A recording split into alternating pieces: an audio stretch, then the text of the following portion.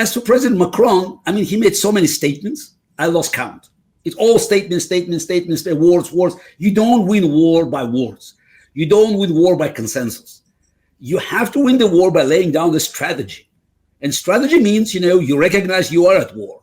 The World War II, which was fought against, Germany in Europe and Japan in Asia, but you're not talking about Putin's armies. You're talking about Wehrmacht. And it was won by strategy, by the strategy laid down by Churchill and Roosevelt. They were leaders. They knew that it had a cost, but also they knew that they had to lay down a plan to make sure that, that they will execute it. Today, we're still, living in kind of a limbo. Not a single Western country, European country or Americans recall the ambassadors to Moscow.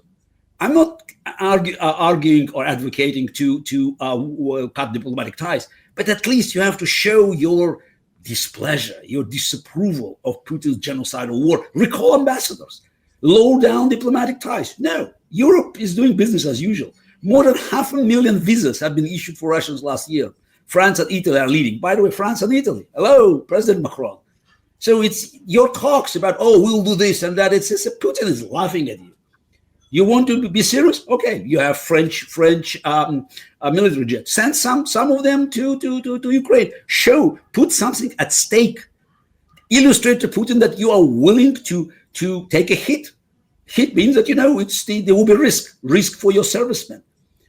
Naturally, the Baltic nations, when you look at Estonians, Latvians, Lithuanians, Nordic countries like Finland, they understand that they will be on the front line. They know they will have to fight. But tragic reality is that if something happened in Lithuania, Ukraine is the only country that they can count on. So that's what was part of my cry in war cry in Halifax, is that it's the whole discussion about Ukraine joining NATO or not is irrelevant, because NATO was built for one war only, to stop Russian aggression in Europe. And Ukraine is the only country which is fighting this war, and the entire NATO is trying not to fight this war. So it's like an open invitation to Putin, because the whole story, we will defend in every inch of NATO territory. Remember Joe Biden said, fine, Putin violated NATO airspace many times, zero reaction. He violated NATO maritime borders, zero reaction. Putin's, they say unknown drones, but we can assume that's the Russia was behind it, paralyzed several major European airports, including Brussels and Munich. Reaction? No reaction. No. So that's a problem. Putin is fighting the war. And by the way, Putin's war is not a war against Ukraine only. Ukraine, for Putin, the way they present it, and I'm not speculating, I'm simply translating from Russian to English. This is the war against the global world order run by liberal democracies. Ukraine is one of the obstacles. He always presents it as a puppet of the West.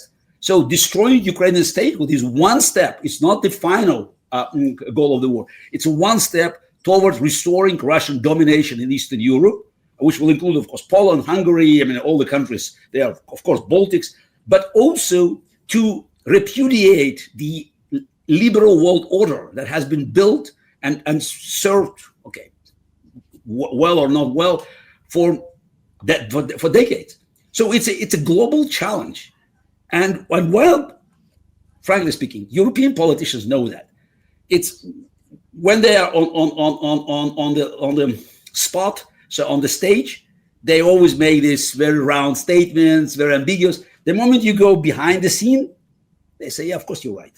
They know that, but politically they just can't. They can't accept this responsibility, and it's a problem. The Western democracies look weak, and we know what does always excite the predator in animal world: weakness and blood.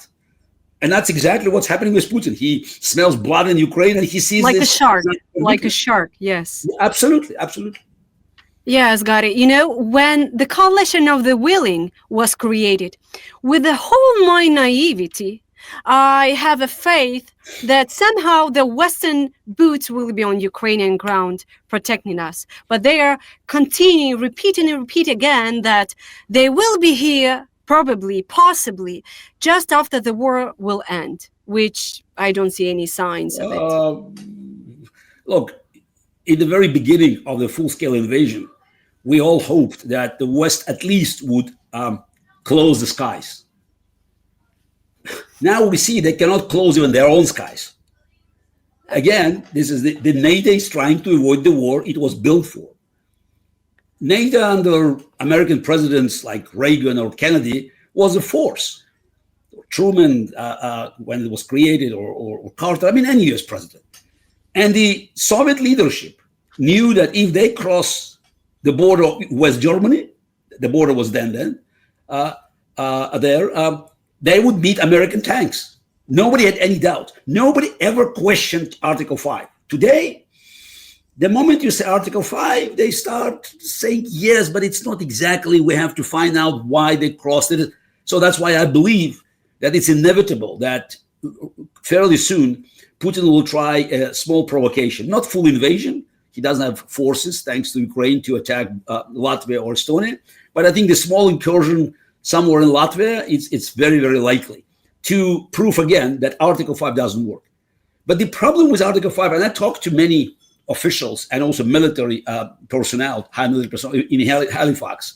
It's my latest conversations. And they all confirm that Article 5 is just a piece of paper. Because the very fact that we discuss Article 5 makes it very ambiguous. And Article 5 must be unequivocal. It must be inevitable. The moment you discuss it, it's already weak. And Putin knows that. So that's why the whole concept of NATO is now no longer working. And one of the major challenges is that the NATO as a political structure outlived itself, because it's the one that was built back in 1949. It was Western Europe, and then they added a few other Western European countries. But the core was Western Europe, and nobody had to explain to French, Italians, or West Germans or Dutch why they need NATO. The Soviet tanks were just, on the other side of the border, a few hundred miles away from major European cities. Today, the war is far east by the standards of Portuguese or Spaniards or even French. It's on the river Dnieper, or just actually east of Dnieper. So how do you expect people like in Spain? I mean, the Spanish Prime Minister. I mean, I don't approve, his policies, but he's running a campaign. There will be elections next year. How do you explain to your voters that you have to increase your military budget 150%, 2.5 times, from 2% to 5%, because there's a war 3,000 kilometers away? It's a losing proposition. And so that's why if we want a European military alliance that will be adequate to the challenge, you have to start reorganizing it.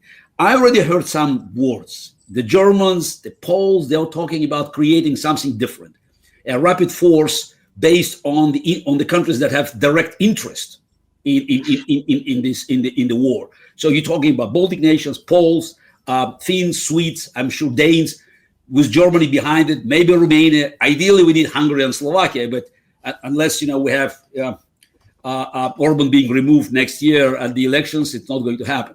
So then you can have countries that can respond instantly. The problem for these countries, they don't have nukes. So that's why you need either France, which I think it's not going to happen because Macron keeps talking, and within the next 2 years, we'll probably see Marine Le Pen party taking over. Britain, maybe Britain. Or now let's be bold. Maybe you just simply need for Germans and Poles to develop nukes.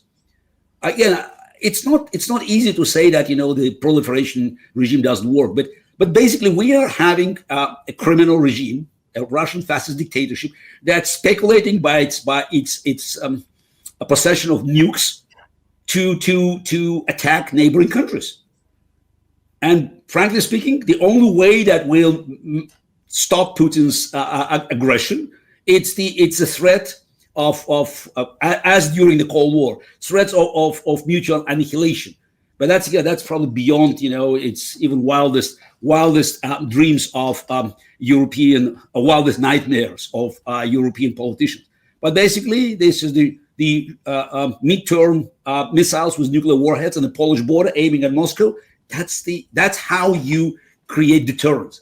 because there are two options. Either you enter the war or you have deterrence, but deterrence should be strong enough, as in during the Cold War, having two components, also one military, another one is political.